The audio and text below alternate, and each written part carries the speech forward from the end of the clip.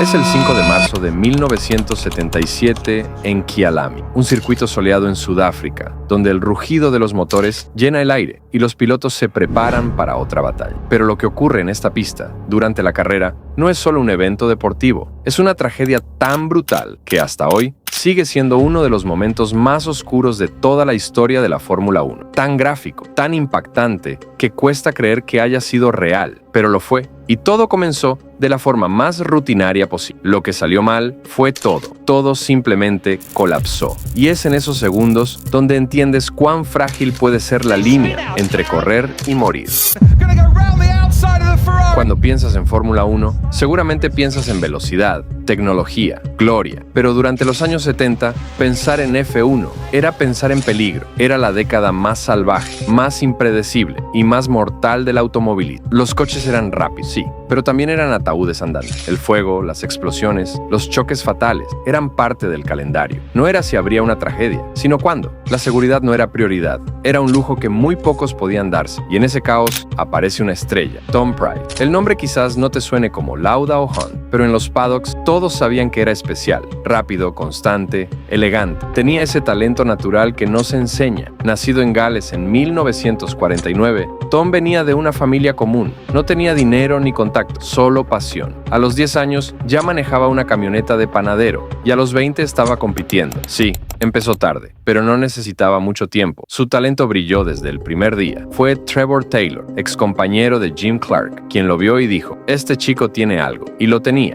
En 1972 ganó en Fórmula 3. En 1973 dominó en Fórmula Atlantic y debutó en F2 con el equipo de Ron Dennis. Todo el mundo lo miraba. No solo era rápido, era un fenómeno bajo la lluvia. Tenía ese toque de genio que los verdaderos campeones tienen. En 1974 llegó su momento en la F1 con el pequeño equipo Token, pero fue Shadow quien le dio su verdadera oportunidad. Un equipo joven, con recursos limitados, pero con hambre de sorprender. Y ahí, en medio de mecánicas frágiles y presupuesto ajustado, Tom hizo magia. Consiguió puntos. Sorprendió a todos. En 1975 ganó una carrera no oficial en Brands Hatch y en el 76 logró un podio en Brasil. Todos hablaban de él. Si le daban un coche competitivo, podía ser campeón. Pero mientras Tom crecía, la sombra de la muerte seguía rondando la F1. En 1974, su predecesor en Shadow, Peter Revson, había muerto en ese mismo circuito, Kyalami. También ese año, Helmut Koenig falleció en el Gran Premio de Estados Unidos. Y esos eran solo algunos nombres. La F1 de los 70 no perdonaba errores, no perdonaba accidentes, era cruel.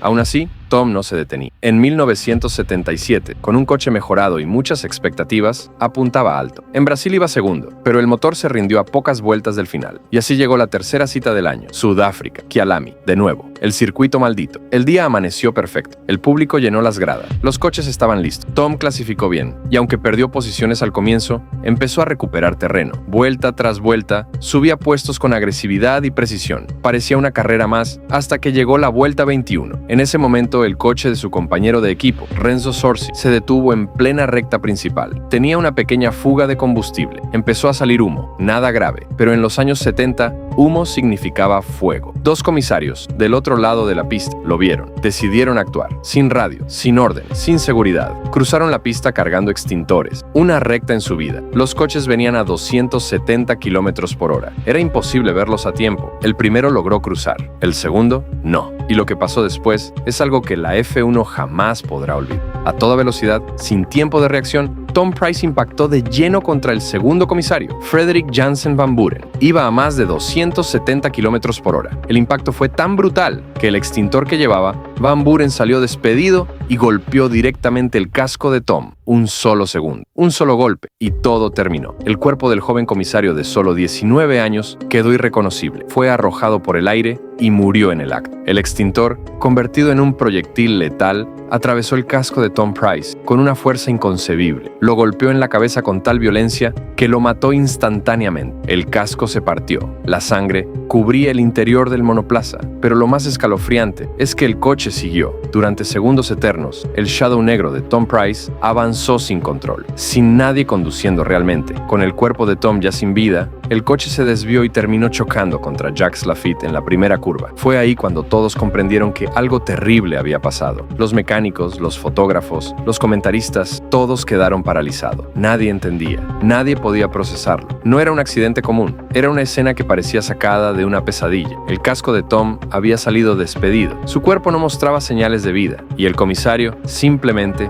había desaparecido. Tardaron horas en confirmar su identidad. Nadie sabía quién era. No llevaba identificación. Lo único que sabían era que había muerto haciendo lo que creía correcto, intentando evitar un incendio. Era solo un chico, 19 años. Las imágenes dieron la vuelta al mundo, brutales, crudas, demasiado reales. Durante años se negaron a mostrarlas en televisión y aún hoy muchos las consideran inmostrables, porque ver ese momento no es solo ver un accidente, es ver la fragilidad absoluta de la vida en la pista. Tom Price tenía solo 27 años y su carrera, que prometía gloria, terminó en silencio, en una recta, en una fracción de segundo. Lo más devastador fue que ni siquiera fue su error, ni fue un fallo técnico, fuese el resultado de un sistema roto, de una F1 que no estaba preparada, que jugaba con fuego todos los fines de semana y ese día se quemó. La tragedia de Kyalami forzó por fin a la FIA a hacer cambios urgentes. Se volvió obligatorio el uso de cascos homologados, ropa ignífuga completa y se comenzó a capacitar a los comisarios. Se crearon protocolos para ingresar a pista, se establecieron radios de comunicación y se implementaron sistemas de banderas mucho más estrictos. Pero como todo en la F1 de esa época,